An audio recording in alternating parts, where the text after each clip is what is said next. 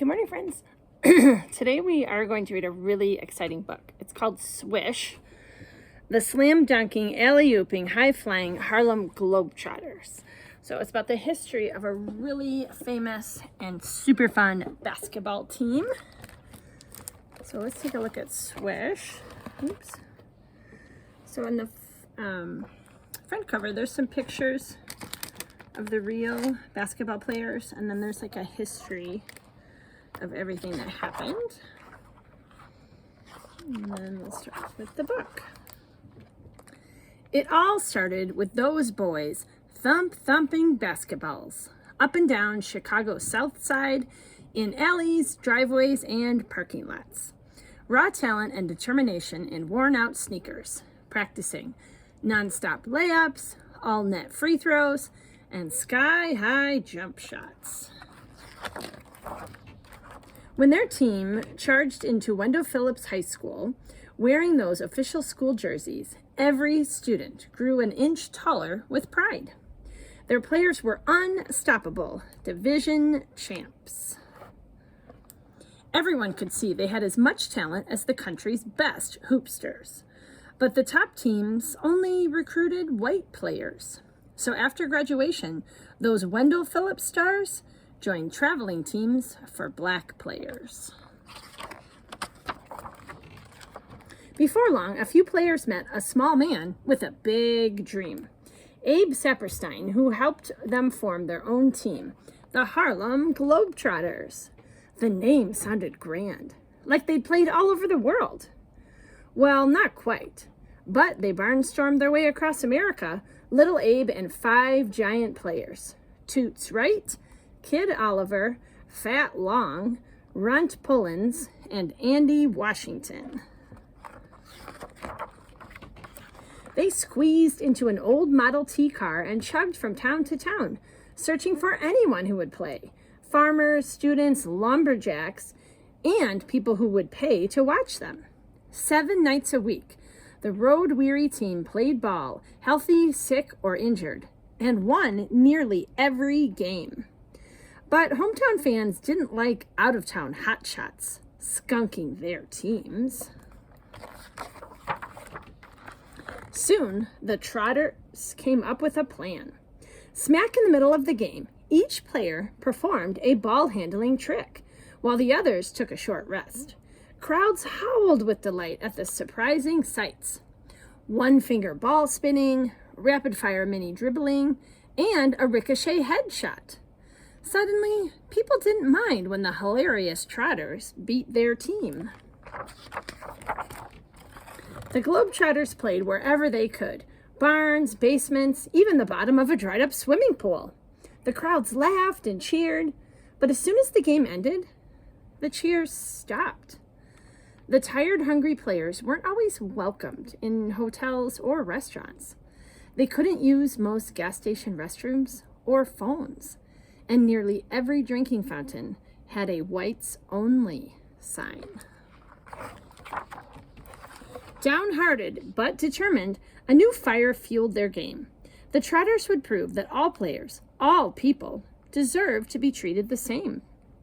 With their fancy footwork, fast passes, and one-handed dunk shots, they played the most breathtaking, groundbreaking ball the country had ever seen.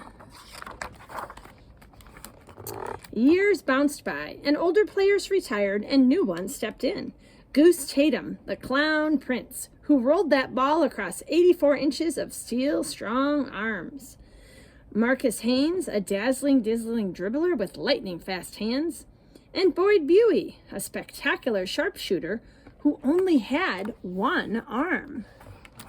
With their slapstick tricks and pinpoint shots, the Trotters' game became known as the show. They made the game look so easy. People didn't even notice their incredible talent. But this team was more than a show. They were skilled athletes, expert players, and electrifying performers, all rolled into one. Professionals at the game of basketball. But the professional basketball teams didn't allow black players.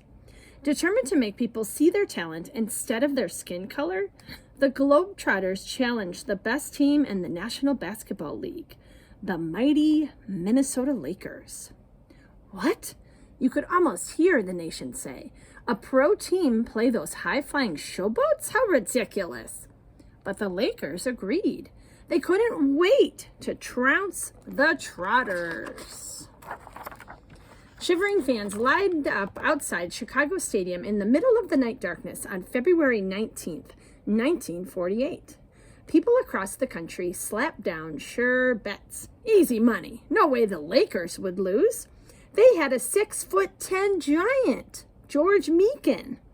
Surrounded by a raucous, record-breaking crowd, the Globetrotters jogged out in comical striped shorts. But they left their tricks behind. Tonight was straight-up serious basketball. Right from the start, Goose stuck to Meekin like gum on a shoe. Yet Meekin quickly scored 18 points and blocked every shot Goose put up. By halftime, the Lakers were ahead. But the Globetrotters fought back and tied the game. Right before the end of game buzzer, the Trotters sent one last shot, soaring to the net. Swish! Globetrotters win! 61-59. Without saying a word, the Trotters showed the world that players with different skin colors belonged on the same court. The Lakers demanded a rematch. That win was a fluke. So a year later, the teams faced off again, and the Trotters won again. Now the most popular team in America, the Globetrotters played to sold-out stadiums and signed a Hollywood movie contract. Meanwhile, NBA teams were barely selling enough tickets to pay the bills. Frustrated team owners gathered to pick next season's recruits. One by one, they carefully considered every athlete's talent. And suddenly, the whites-only rule seemed ridiculous. Then, something incredible happened.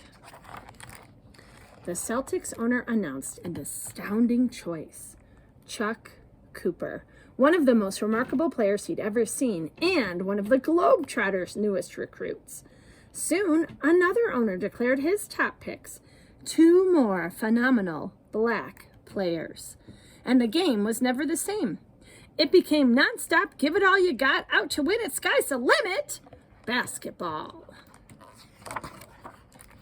After breaking into the NBA, the Globetrotters broke out into the world. They played in a dusty bull ring in Peru, in a cow pasture in New Zealand, and on a court built over barrels in Germany. The crowds were astonished by their slam dunks, alley-oops, and other high-flying surprises. They made thousands of new friends, met popes, princesses, and presidents, and even sipped tea with the Queen of England. They shared their joy, laughter, and warm friendship with nations around the world. Back home, the Harlem Globetrotters were named America's Ambassador of Goodwill. How about that? The team that brought black and white America closer together brought the world a little closer together too. And they lived up to their Globetrotter name after all. The end. And then there's a little bit more information about them here. And then there's a couple of pictures. They're kind of covered up there, but it kind of shows you some of them. And that is all about the Harlem Globetrotters and how important they were in helping us to bring about some racial equality in the NBA and for people around the world to see what wonderful talent they have.